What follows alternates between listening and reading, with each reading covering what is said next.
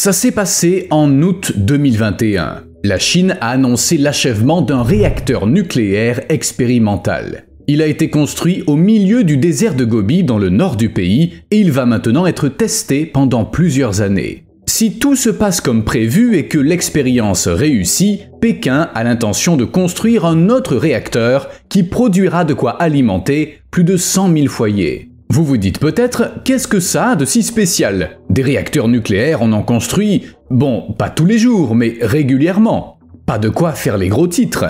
Mais ce réacteur a un truc en plus, et il s'agit du combustible qui l'alimentera. Je parle du thorium. Si la Chine réussit à construire ces réacteurs, le monde de l'énergie nucléaire en sera transformé, car... Bon, prenons les choses dans l'ordre, en commençant par un café.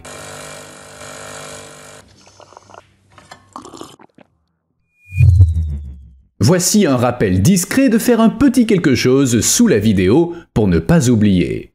Bien, qu'est-ce que le thorium? Il s'agit d'un élément chimique de numéro atomique 90, présent dans la nature, un métal radioactif qui a été découvert en 1828 par le chimiste suédois Jöns Jacob Berzelius.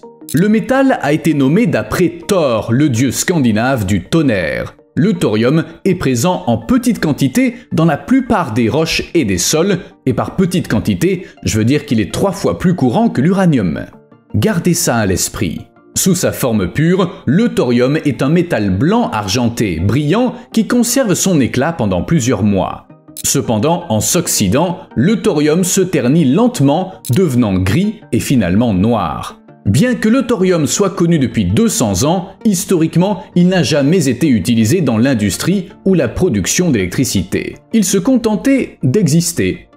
Jusqu'à ce que la Chine commence à s'y intéresser. En 2021, lorsque la Chine a annoncé qu'elle avait achevé la construction de son premier réacteur au thorium à sel fondu, les journaux ont déclaré « Une nouvelle page de l'histoire de l'énergie nucléaire va s'écrire ». Les premiers essais de cette nouvelle technologie ont eu lieu dès la mise en service du réacteur, ce qui signifie qu'ils battent leur plein aujourd'hui. Le premier prototype à faible puissance, construit près de la ville de Wuwei dans le nord du pays, peut alimenter 1000 foyers. Non, c'est pas beaucoup, mais c'est conforme aux objectifs de la Chine, qui ne prévoyait pas d'utiliser ce réacteur à grande échelle. L'objectif était de le démarrer, de faire des tests et de voir comment ça se passerait. Car si tout se passe bien, Pékin pourrait devenir exportateur de cette technologie qui fait l'objet de discussions depuis plus de 40 ans. Le réacteur chinois pourrait devenir le premier réacteur à sel fondu opérationnel au monde. La dernière fois que cette technologie a été utilisée, c'était en 1969 et après ça, les États-Unis ont abandonné leur laboratoire d'Oak Ridge dans le Tennessee. Depuis lors, presque tous les réacteurs utilisent de l'uranium et de l'eau comme combustible. Classique. Mais qu'en est-il du thorium? Et c'est quoi ces sels fondus? En fait, si l'industrie nucléaire n'est jamais parvenue à utiliser le thorium, c'est en partie dû au fait que le thorium n'est pas un combustible nucléaire. Attendez une minute, qu'est-ce que ça veut dire? De quoi on parle alors? Eh bien, les choses sont plus compliquées qu'il n'y paraît. Le thorium-232, le seul isotope naturel du thorium, est un noyau fertile, mais non fissile. Ça signifie que pour que sa fission ait lieu, l'éclatement de son noyau, qui libère l'énergie utilisée pour produire de l'électricité, il faut des neutrons de haute énergie. Lorsque le thorium-232 est ainsi irradié, il subit une série de réactions nucléaires et il produit de l'uranium-233, une matière fissile qui peut servir de combustible dans les réacteurs nucléaires ordinaires. C'est sans doute le bon moment pour vous expliquer brièvement le fonctionnement d'un réacteur nucléaire. Si vous n'y avez jamais pensé, ça vous permettra de comprendre l'idée derrière le projet chinois. Et si vous connaissez déjà le principe, ne vous inquiétez pas, je serai bref. Les réacteurs nucléaires sont d'immenses chaudières destinées à chauffer de l'eau afin de produire de l'électricité tout en émettant peu de CO2. Il en existe de toutes les tailles et ils peuvent fonctionner avec différents types de combustibles. La chaleur est créée par la division des atomes, un processus appelé fission. Un neutron percute un atome qui se divise alors en 2 atomes plus petits et libère d'autres neutrons. Certains des neutrons libérés frappent alors d'autres atomes qui se divisent à leur tour et libèrent d'autres neutrons. C'est ce qu'on appelle une réaction en chaîne. La fission des atomes lors d'une réaction en chaîne libère beaucoup d'énergie sous forme de chaleur. Cette chaleur est évacuée du réacteur par un liquide, généralement de l'eau, qui sert ensuite à créer de la vapeur. Cette vapeur actionne des turbines qui produisent de l'électricité, ce qui est la finalité d'une centrale nucléaire. Il existe différents types de réacteurs. Par exemple, certains maintiennent l'eau à une pression telle que même à 100 degrés Celsius, elle ne se transforme pas en vapeur. D'autres, en revanche, chauffent l'eau et produisent de la vapeur directement à l'intérieur de la cuve du réacteur. Mais une chose est immuable, de l'eau est nécessaire dans tous les cas, et c'est le cœur du problème. Même les centrales nucléaires les plus modernes ne sont pas à l'abri d'un accident.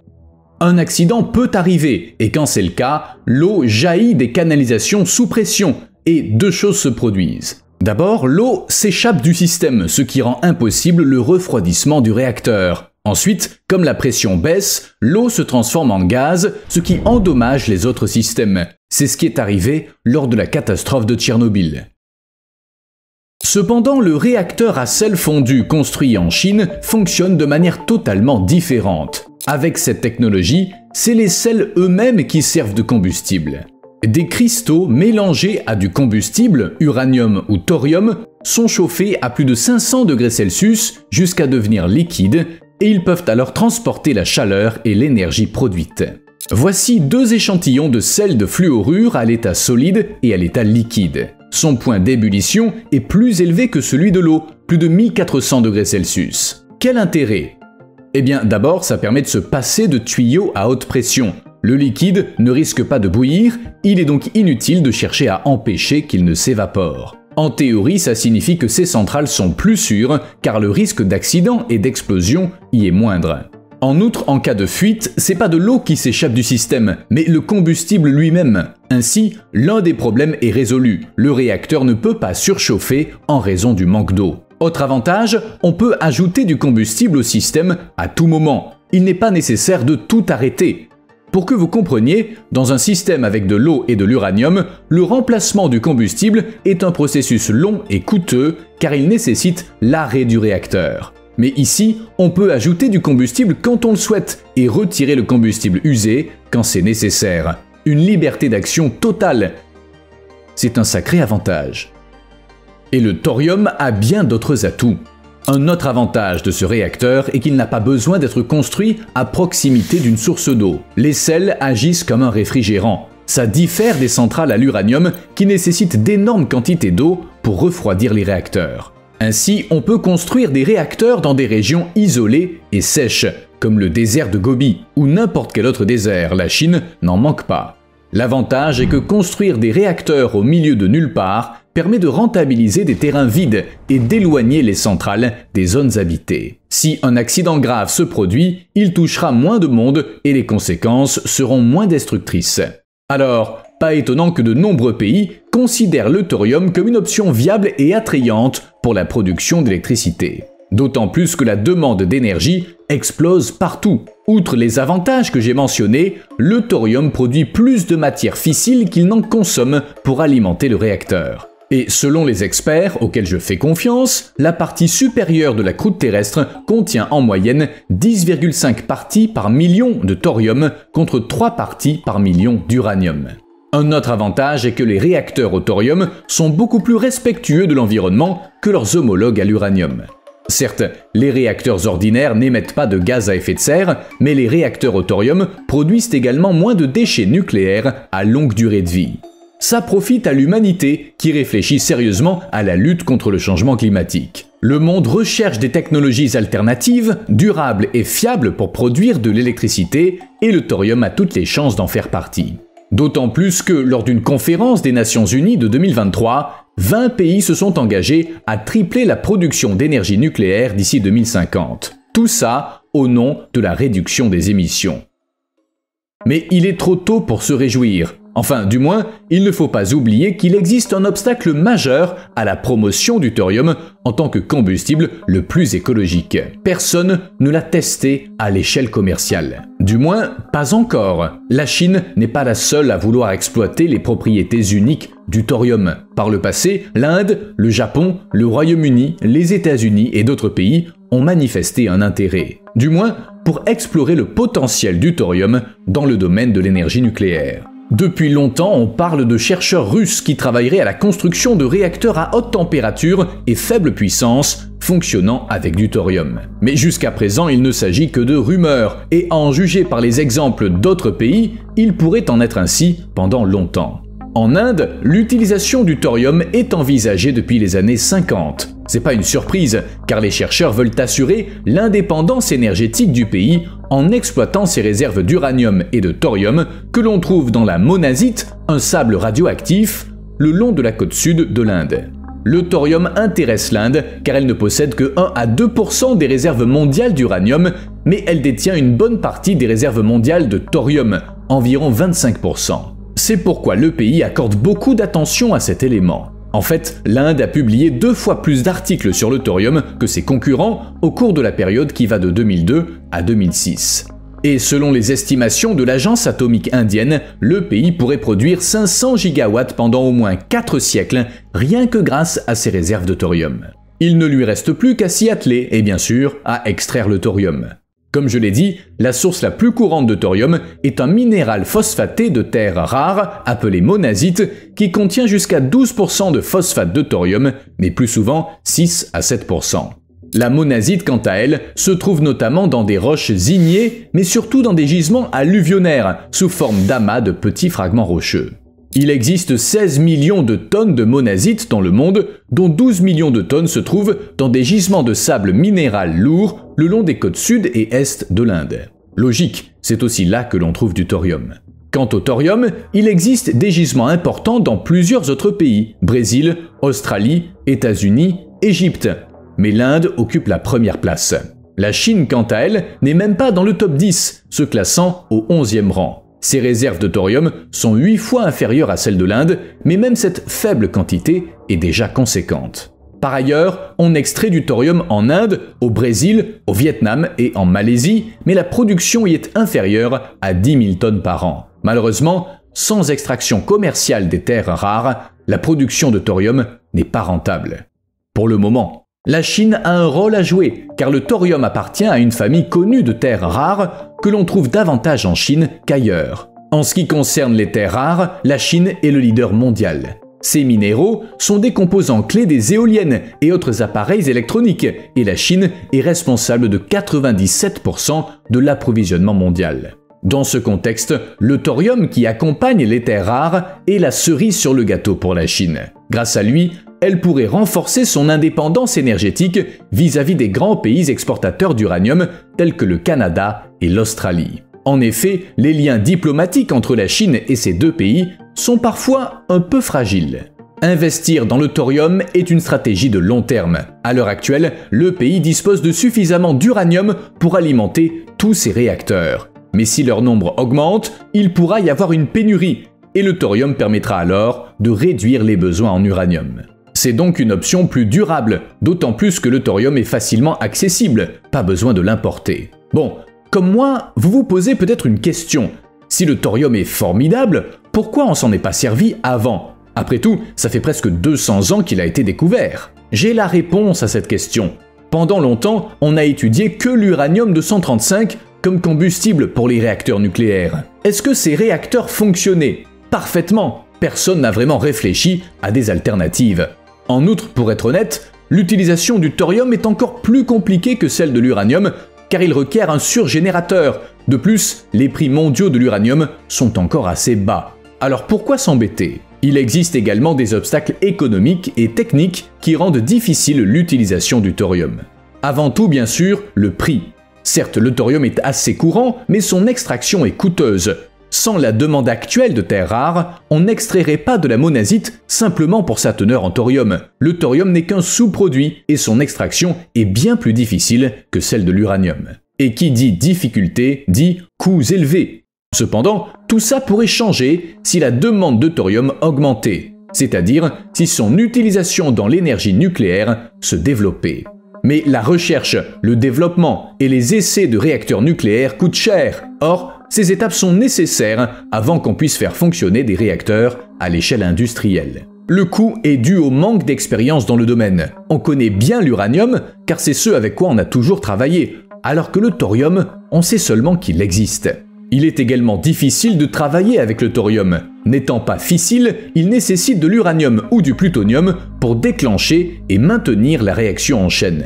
Les réacteurs à sel fondu suscitent également des doutes chez de nombreux experts. Leur construction soulève en effet des problèmes techniques supplémentaires. À des températures très élevées, les sels peuvent ronger les structures du réacteur, qui doivent donc être protégées. Comment? On n'en sait rien. Selon les experts, même si la Chine finit par y arriver, elle ne doit pas s'enthousiasmer trop vite.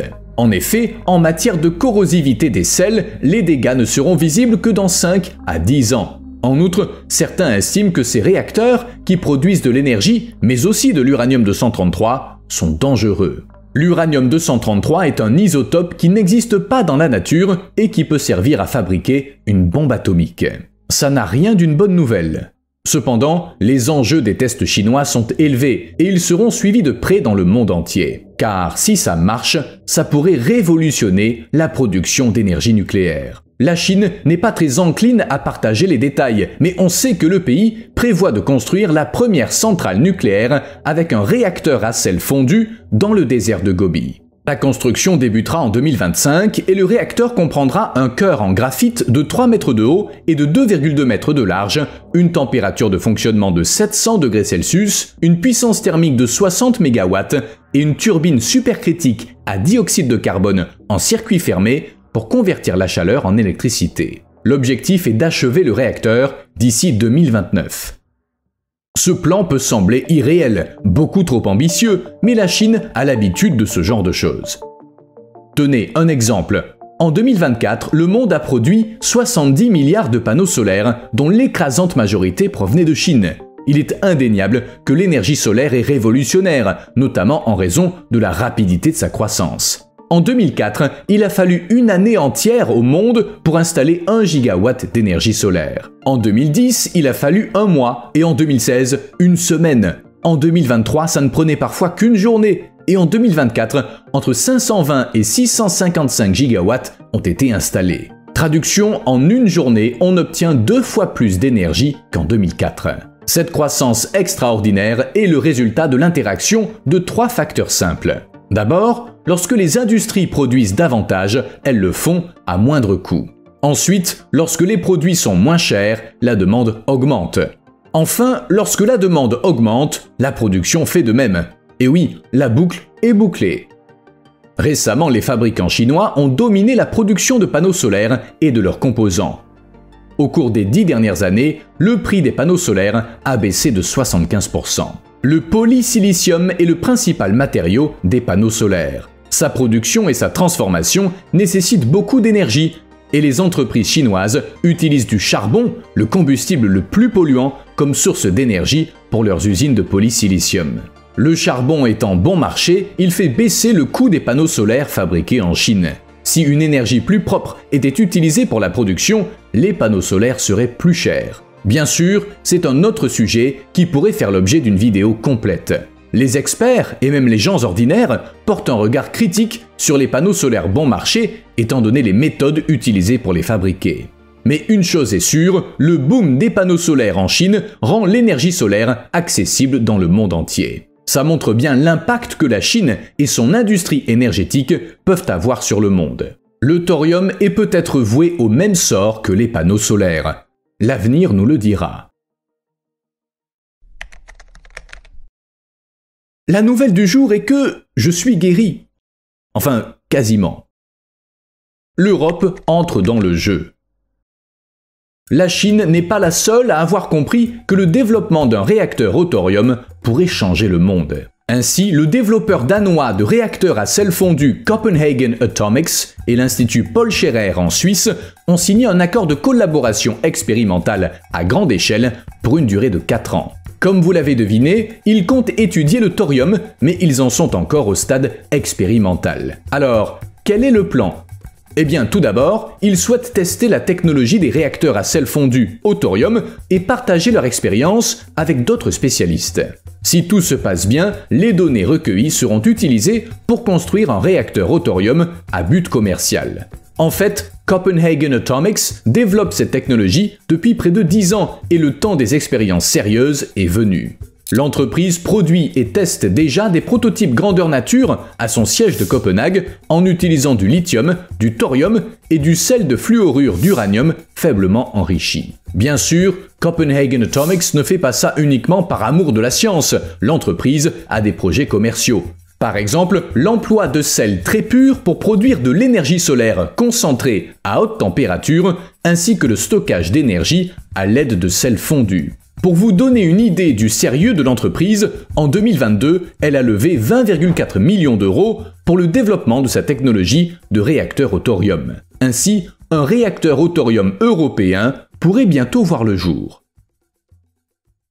Développement aux Pays-Bas. Thorizon, une entreprise néerlandaise, n'est pas en reste. Elle a levé 12,5 millions d'euros pour développer une nouvelle génération de centrales nucléaires. Qu'ont-elles de spécial ? C'est très intéressant. Les Néerlandais ont mis au point une technologie nucléaire avancée mais sûre et capable d'utiliser des déchets nucléaires comme source d'énergie. Vous savez, ces déchets sont un gros problème et Thorizon compte bien le résoudre pour le bien de la société. Pourquoi cette technologie est considérée comme sûre ? Eh bien, elle utilise un combustible et un liquide de refroidissement différents des réacteurs traditionnels, des sels fondus au lieu de combustible solide et d'eau. Pour quelle efficacité ?